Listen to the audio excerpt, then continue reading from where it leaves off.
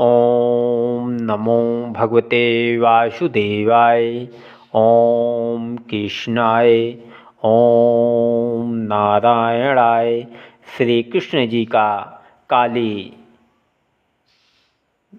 दाह से काली नाग को यमुना जल से निकालना। हे राजन, श्री कृष्ण जी ने यह विचारा कि काली नाग का यहाँ रहना अच्छा नहीं है।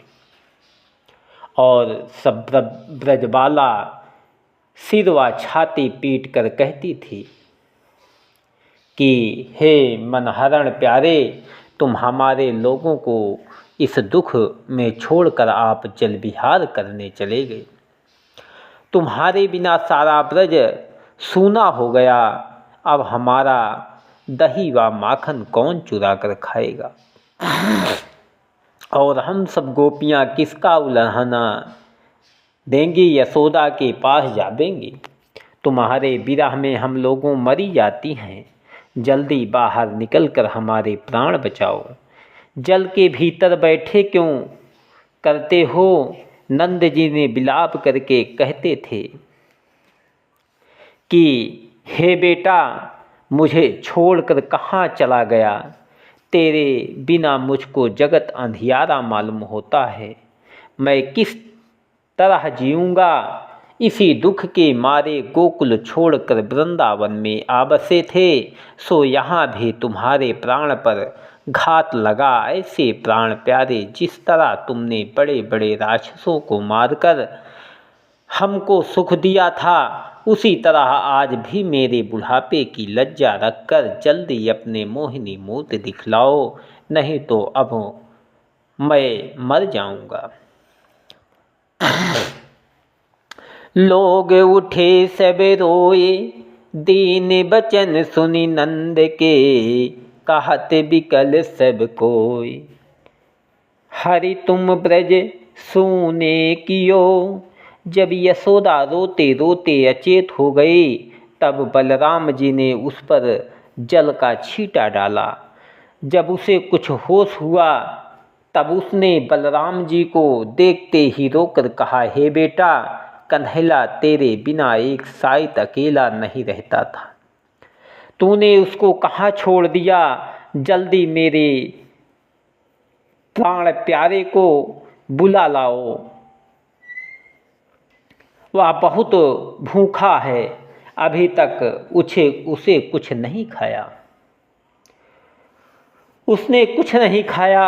जब यह बात कहकर यशोदा कन्हैया कन्हैया पुकारने लगी, तब बलराम जी ने उसे धैर्य देकर इस तरह समझाया, हे माता, तुम क्यों इतना सोच करती हो?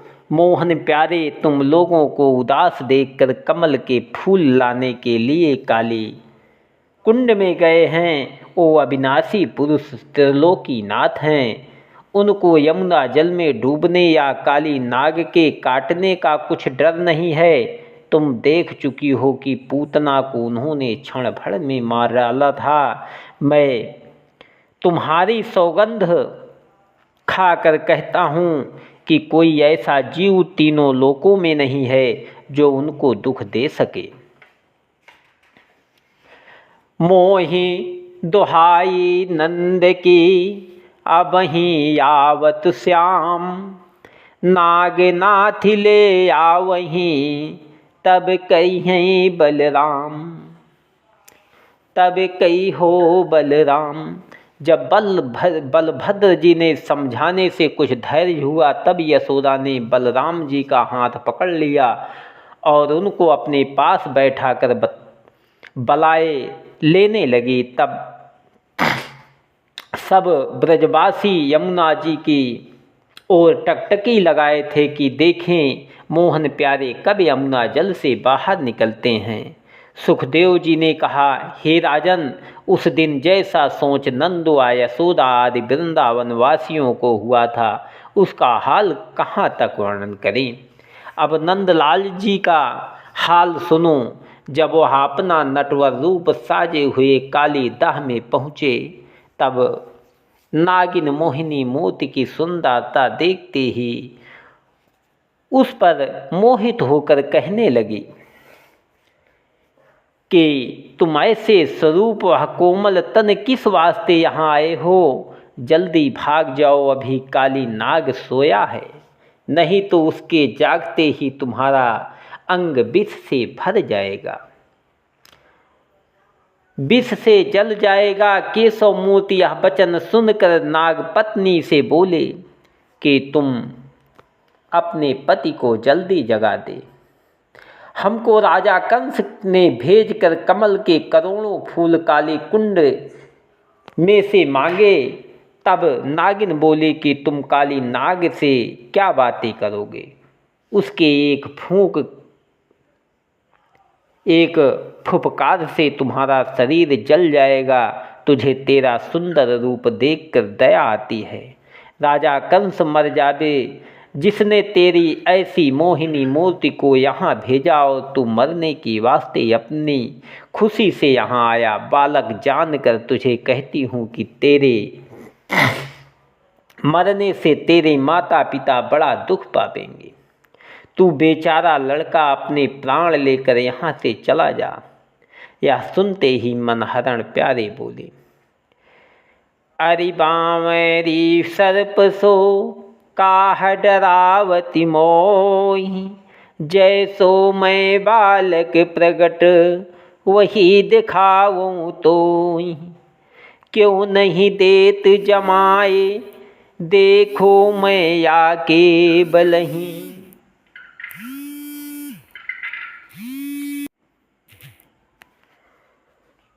क्यों नहीं देत जमाए देखो या के बलही।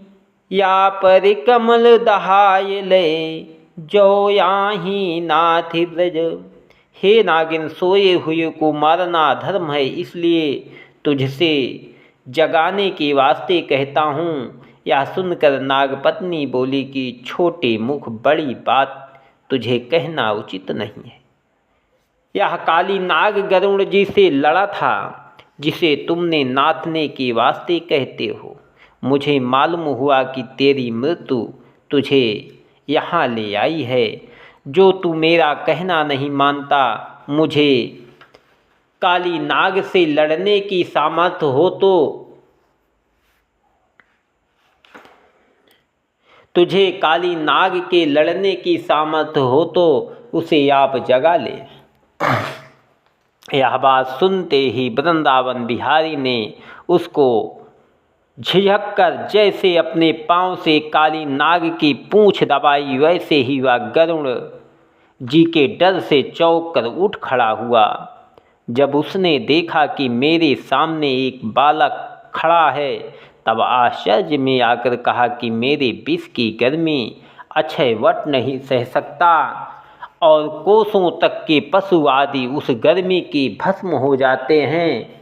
यह कौन ऐसा बालक है जिसने यहाँ तक जीते पहुंचकर मुझे नींद से जगाया? ऐसा विचार कर काली नाग क्रोध से पूंछ पटकता हुआ केशव मूर्ति की ओर दौड़ा और अपने 101 फण से उनको काटने लगा। हे राजन, उस विष की गर्मी से यमुना जल अदहन के समान खौलता था, पर बैकुंठनाथ को कुछ विष नहीं व्यापा था। जब उस नागिन ने कहा कि यह बालक बड़ा शूरवीर है और कोई मंत्र जानता है, इसलिए इसको विष प्रवेश नहीं करता। जब काली नाग ने देखा कि मेरे काटने से यह बालक नहीं मरता, तब उसने मोहन प्यारे को अपने शरीर से लपेट कर कस लिया। उस समय नागिन ने पछता कर मन में विचारा कि ऐसा सुंदर बालक अपनी खुशी से काल के बस में यहाँ आया, अब इसका बचना कठिन मालूम होता है।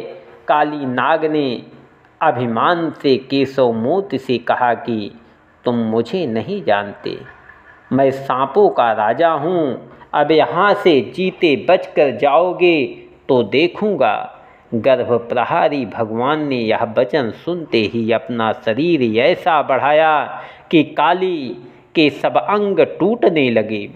जब उसने बहुत दुखी होकर मोहिनी मूर्ति को छोड़ दिया और अलग जाकर खड़ा हो गया, तब मुरली मनोहर ने तुरंत उसके फण पाँव के नीचे दबाकर उसकी नाक छेद डाली और उसमें डोरी नाद कर उसके सिर पर चढ़ गए। माखन प्रभु फण गही लियो, दियो ब्याल फुपकार, चरण कमल माथे धरे, निरखत हरि मुरार। जब वृंदावन बिहारी तीनों लोकों का बोझ अपने शरीर में लेकर काली नाग के मस्तक पर बंसी बजाते हुए कूद कूद कर नाचने लगे, उस समय देवता, गंधर्व, अप्सरा और किन्नर आदि अपने अपने विमानों पर बैठकर यह आनंद रूपी नाच देखने आए। गंधर्वों ने अनेक तरह के बाजे बजाकर वैकुंठनाथ का गुणानुवाद तालवा स्वर के साथ गाना और अप्सराओं ने नाचना आरंभ किया। देवताओं ने श्याम सुंदर फल फूल बरसाए। राजन उस समय नाचने गाने और मुरली बजाने की ऐसी शोभा मालूम देती थी जिसका वर्णन नहीं हो सकता। जब काली नाग के मुख से मारे बोझ के लोहू बहने लगा, तब वह मरण तुल्य होकर अपने विष का घमंड भूल गया और अपना फण पटक पटक कर मुख से जिह्वा निकाल दिया। अपने जीने से निराश होकर सिर झुका लिया। उस समय काली नाग को वैकुंठनाथ का दर्शन मिलने और उनका चरण माथे पर पड़ने से ज्ञान उत्पन्न हुआ और यह बात स्मरण आई कि मैंने ब्रह्मा जी से सुना था कि ब्रज गोकुल में श्री कृष्ण अवतार होगा। ते गोकुल में अवतरे, मैं जान्यो निरधार, ए अविनाशी ब्रह्म हैं, ब्रज कीड़ा अवतार। सो यह बालक वही अवतार है, नहीं तो दूसरे की क्या सामर्थ है।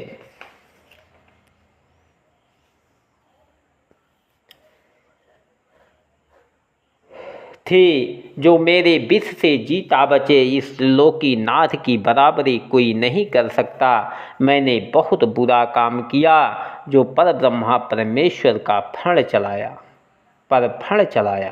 यह बात मन में समझते ही काली नाग शरण में पुकार कर बोला, हे महाप्रभु, मैंने तुम्हारा रूप नहीं पहचाना, अब मुझे जीवन दान देकर अपनी शरण में लीजिए। यह अधीनता कहकर काली नाग चुप हो रहा और अपने कर्तव्य की लज्जा से कुछ स्तुति न कर सका।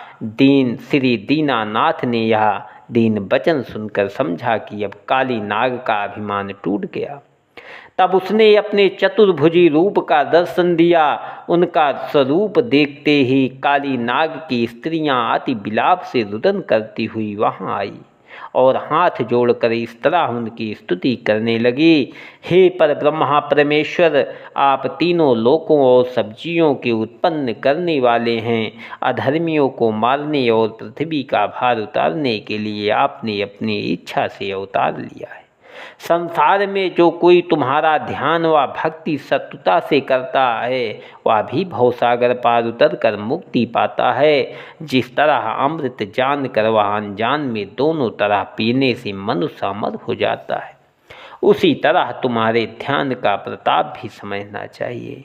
हमारे पति ने अपने अज्ञान व अभिमान से आपको नहीं पहचाना, सो वह आपने दंड को पहुँचाया, पर तुम्हारा दर्शन पाकर कृतार्थ हुआ। जिन चरणों का दर्शन दान यज्ञ जप तप करने से जल्दी नहीं मिलता, सो दर्शन इस नाग ने सहज में पाया। हे दीनानाथ, आपने बहुत अच्छा किया जो इस दुखदाई का घमंड तोड़ दिया। इसने पूर्व जन्म में ना जाने कैसा भारी तप किया था, जिस तपस्या के फल से तुम्हारे चरण इनकी मस्तक पर विराजते हैं।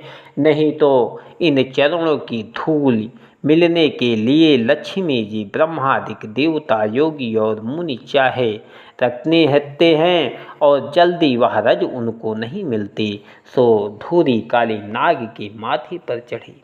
इसके बराबर दूसरे का भाग्य होना बहुत कठिन है। हम ऐसी सामर्थ्य नहीं रखते जो उस रज का प्रताप वर्णन कर सके।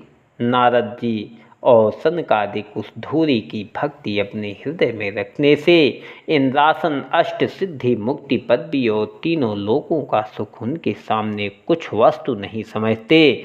जिसने पारस पत्थर पाया वह सोने की चाह नहीं रखता। अब वह तुम्हारे भय से मरण तुल्य हो गया। वीर लोग डरे हुए को नहीं मारते, इसलिए दया करके इसे छोड़ दीजिए, नहीं तो हमको भी इसके साथ मार डालिए। हम पतिव्रता हैं, अपने प्राण इनके अधीन जानती हूँ। वेद व शास्त्र में ऐसा लिखा है कि पतिव्रता स्त्री उनको समझना चाहिए जो अपने पति को कोढ़ी, रोगी, दरिद्री होने सत्य भी ईश्वर के समान जाने। आज से अपने स्वामी पर हमें अधिक विश्वास हुआ कि उनके प्रताप से हमने तुम्हारा दर्शन पाया। जब इसी तरह नागिन ने बहुत स्तुति की तब मुरली मनोहर काली नाग का अपराध क्षमा करके उनके मस्तक पर से कूद पड़े। तब उस सर्प ने दंडवत करके हाथ जोड़कर विनय किया, हे दीनानाथ, जो अनजान में मुझसे अपराध हुआ सो दया करके क्षमा कीजिए। मैं विष से भरा हुआ सांप तामसी स्वभाव था, इसलिए तुम्हारे ऊपर अपना फण चलाया। ब्रह्मादिक देवता तुम्हारे वेद को जल्दी नहीं जान सकते। मैं मूर्ख तुम्हें किस तरह पहचानता। आपने मुझे दर्शन देकर कृतार्थ किया। सब वेद वह पुराण तुम्हारा गुण गाते हैं। आप न्याय करके देखें तो इसमें मेरा कुछ अपराध नहीं है, क्योंकि मेरी जाति का यही स्वभाव आपने बना दिया है। कदाचित कोई मुझको दूध पिलावे तो मेरे शरीर से विष उत्पन्न होगा। गौ को खाली भूसा खिलाने से दूध होता है। मैंने अपने स्वभाव के अनुसार तुम्हारे ऊपर फण चलाया। अब मुझे अपनी शरण में रखिए। मेरा माथा धन है, जिस पर तुम्हारे चरण पड़ने से मेरे अनेक जन्म के पाप छूट गए। जिन चरणों को लक्ष्मी जी आठों पहर अपने हृदय में लगाए रहती हैं, ब्रह्मादिक देवता दिन रात्रि उनका ध्यान करते हैं। उन्हीं के चरणों को धोन गंगा जी हैं, जो तीनों लोकों को कृतार्थ करती हैं। वह तुम्हारे चरण मेरे सिर पर विराजे। शेषनाग के एक मस्तक पर आप शयन करते हैं, सो उसने इतनी बड़ाई पाई और मेरे 101 शीश पर आपने चरण रखकर नृत्य किया है। इसलिए मैं अपने बराबर किसी दूसरे का भाग्य नहीं समझता। अब मेरा डर छूट गया। जिन पद पंकज परसते गति पाई मुनिनार, सुर नर मुनि पूजत तिन्हीं संतन प्राण आधार। फिरत चरावत गाय फिर वृंदावन यह चरण, भक्तन के सुखदाय ब्रजवासी जन दुख हरण। यह स्तुति सुनकर श्याम सुंदर ने कहा कि अब तू यहाँ का रहना छोड़कर अपने कुल परिवार समेत रमणक द्वीप में जाकर रहे। मैं यहाँ जल क्रीड़ा करूँगा। जो कोई कालिदाह में स्नान करके पितरों का तर्पण करेगा, उसके जन्म जन्मांतर के पाप छूट जाएंगे। हम तेरा अपराध क्षमा करके अब तुझसे बहुत प्रसन्न हूँ। तेरा नाम महाप्रलय तक संसार में स्थिर रहेगा। जो देवता और मनुष्य मेरी व तेरी कथा कहेंगे व सुनेंगे, उनको सांप काटने का भय नहीं होगा। राजा कंस ने कमल के 1 करोड़ फूल कालिदाह के मांगे हैं, सो तू जल्दी अपने ऊपर लाद कर ब्रज में पहुँचा दे। वैकुंठनाथ का यह वचन सुनकर काली नाग ने डरते व कांपते हुए विनय किया कि हे महाप्रभु, मैं कमल के फूल अभी पहुँचाए देता हूँ, पर रमण द्वीप में जाने से मुझे गरुड़ जी खा जाएंगे। उन्हीं के डर से मैं यहाँ भाग आया था। यह सुनकर मनहरण प्यारे बोले, चरण कमल की छाप है तेरे मस्तक माही। अब इस छाप प्रताप से गरुण बोली हैं नाय। ऐसा कहने के उपरांत केशव मूर्ति ने उसी शायद गरुण जी को बुलाकर काली नाग का भय छुड़ा दिया। तब काली नाग ने बड़े हर्ष से अपनी स्त्रियों समेत विधिपूर्वक श्री कृष्ण जी की पूजा की और बहुत रत्नों व मणि के हार उनको भेंट दिया। 3 करोड़ कमल के फूल अपने ऊपर लाद लिए, हार उनको भेंट दिया। 3 करोड़ कमल के फूल अपने ऊपर लाद लिए। तब भी ब्रजनाथ उनके मस्तक पर चढ़कर नाथ पकड़े हुए वहाँ से चले। फिर यसुमति उर्माही उठी लहरी अति प्रेम की। कान्हर आयो नाही कहत रोए बलराम सो। यह वचन सुनकर बलभद्र जी बोले, हे माता तुम थोड़ी देर और धैर्य धरो, अभी तुम्हारे प्राण प्यारे आते हैं। बलराम जी के समझाने पर भी ब्रजवासी लोग फिर व्याकुलता से रोकर कहने लगे, ऐ मनहरण प्यारे, तुम हमारा मोह छोड़कर कहाँ चले गए? तुम्हारे बिना हमारी यह गति होती है। दोपहर से यमुना जल में बैठे क्या करते हो? जल्दी क्यों नहीं निकल आते? जिस तरह बिना मणि का सांप तड़पता है वह दशा नंद और यशोदा की है। यशोदा रोकर कहने लगी, मुझे धिक्कार है जो मोहन प्यारा यमुना में डूब जावे और मैं जीती रहूं। कहते यशोदा नंद सो धिक धिक बारंबार। अब के 3 दिन अब के 3 दिन जियोगे, मरत ही नहीं म्यों मार। करी देखो मन ज्ञान ऐसे दुख में मरण सुख। नंदो भयो बिन प्राण मूर्छित परे सुन प्रिय वचन। जब नंद राय मूर्छित होकर गिर पड़े तब बलराम जी उन्हें उठाकर कहा, हे पिता, तुम्हें क्यों इतना सोच करके प्राण देते हो? श्याम सुंदर को मारने वाला संसार में कोई नहीं है। वह अविनाशी पुरुष 8 पहर लक्ष्मी जी को साथ लिए क्षीर समुद्र में रहते हैं। उनके यमुना जल में कूदने से तुम लोग क्यों डरते हो? इस तरह बलराम जी उन्हें समझा रहे थे कि उसी साहित्य यमुना जल में लहरें उठने लगी। तब बलभद्र जी बोले, देखो अब वैकुंठनाथ जल से बाहर आते हैं। ऐसा वचन सुनते ही सब ब्रजवासी यमुना जी की ओर देखने लगे। उसी समय नंदलाल जी काली नाग को नाथे हुए जल के ऊपर प्रकट हुए। माखन प्रभु गोपाल जी बाहर प्रगटे आए। दुख हरन दानो दलन संतन सदा सहाय। हे राजन, उन्हें देखते ही नंद और यशोदा आदि ब्रजवासी ऐसे प्रसन्न हो गए जैसे मुर्दे के तन में प्राण आ गए। काली नाग ने मुरली मनोहर को यमुना के किनारे उतार दिया। तट पर कमल धराए काली को आय सुदियो। उरग दीप अब जाए करो बासी निर्भर सदा। काली नाग उनकी यज्ञानुसार दंडवत करके उसी समय अपने कुल परिवार समेत रमणक द्वीप को चला गया। श्याम सुंदर ने सब ब्रजवासियों को जो दुख सागर में डूबे थे मिलकर उन्हें सुख दिया। उसी दिन से वहाँ का यमुना जल जो विष तुल्य था सो अमृत के समान हो गया। धन्य धन्य प्रभु धन्य कहीं मुदित सुमन बरसाए।